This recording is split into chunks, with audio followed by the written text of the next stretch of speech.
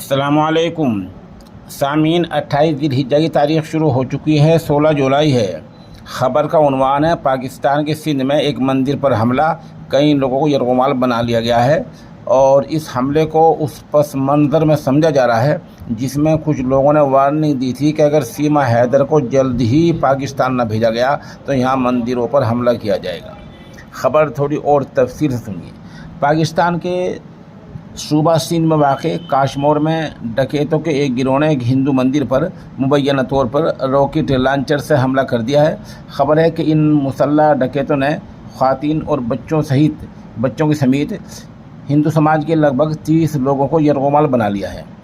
आमद इत्तलात में बताया गया कि हमलावरों ने गोशपुर पुलिस थाने के दायरे में एक पूजा की जगह यानी मंदिर और आसपास के समाज के घरों पर हमला किया है और उन्होंने अंधाधुंध गोलीबारी की है, जिसके बाद काशमोर और कंदकोट के एसएसपी इरफान सोमू की क़यादत में एक पुलिस टीम जाए हादसा पर पहुंच चुकी है। पाकिस्तान अखबार डॉन की खबर के मुताबिक पुलिस अफसर ने कहा कि डकैतों ने पूजा स्थल पर रॉकेट लॉन्चर दागे हैं जो हमले के दौरान बंद था।